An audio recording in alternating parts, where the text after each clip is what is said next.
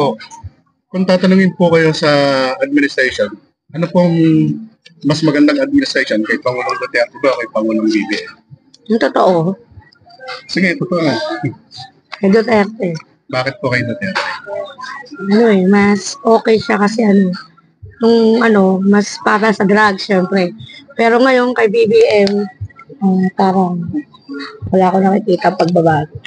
Although 2 years pa lang naman siya. Kahit. Kasi sa Duterte noon, 2 years pa lang okay na. Medyo may makikita ka ng improvement.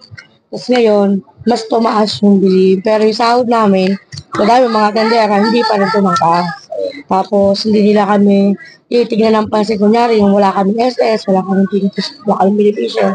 Diba dapat, kahit pa paano, meron din kami kasi magbabayad yung boss namin ng tax, magagaling yung sa mga tendera, di ba?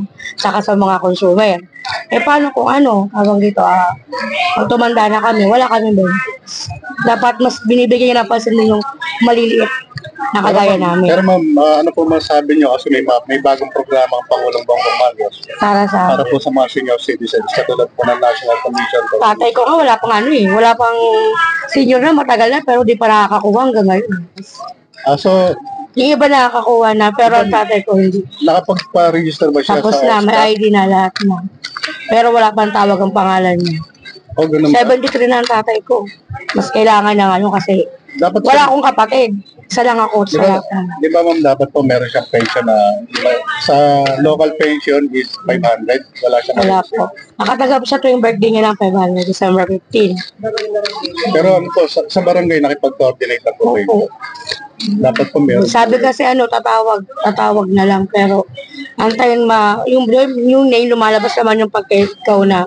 Usually yung totoong kung sino yung malapit sa barangay, kung sino yung malapit sa munisipyo, kung pagkilala ka, meron ka. Yan po yung Pero pag hindi ka kilala at hindi ka talaga kilala ng mga nakaupo, wala ka. Totoo yun, sir.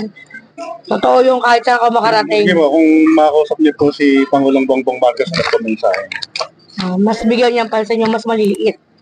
So, ngayon, pag lumabas sa Divisoria, ang dami yung bata dyan na nagsasolving, di ba?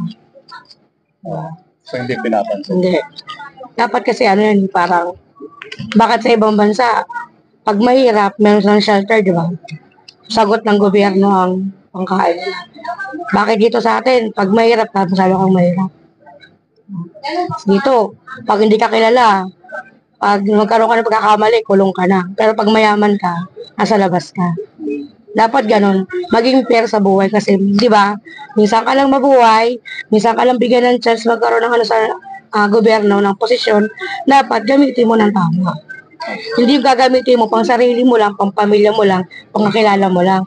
Siyempre kaya ka nga nandiyan dahil sa amin, hindi dahil sa iba. Kung pamilya mo lang ang boboto sa'yo, mananalo ka ba? Siyempre hindi, di ba? Dapat, titignan mo lahat. Siyempre sa kanya, siyempre din naman yung parang trigger din kasi siyempre hindi naman niya kaya gampanan. Kaya nga siya may mga kamay para gawin . Ang problema doon, nasa mga kamay niya. Tulad ko, ako yung natasa sa ganitong lugar, ginawa ko ba yung trabaho ko? Diba? O paano kung hindi ko ginawa, mas inisip ko yung bulsa ko, mas inisip ko yung pamilya ko, hindi ko matutulungan yung iba. Dapat ang ilalagay niya doon yung totoong tutulong sa mahirap. Diba? Ang mayaman sa atin, mas mayaman. Ang mahirap dito, mas umihirap. Sabi nila, kaya mahirap kasi tamad. Mali din. Kasi pag ex-convict ka, pag may nakaraan ka or wala kang pinag-aralan, wala kayong pwede ibang trabaho kung natanggap sa'yo. Sa ibang bansa, diba pag ex-convict ka, pag lumabas ka ng kulungan, may trabaho ka. Kasi pinagbayaran mo na yung kaso mo. May magkitiwala sa'yo dito sa atin, wala. Sa Amerika nga, senior may Jollibee, nagkatrabaho pa sa Jollibee, diba? Sa atin ba, pag senior magkatrabaho pa, diba ayaw na, hindi na pwede. Dapat ganun, dapat yung mindset ng gobyerno.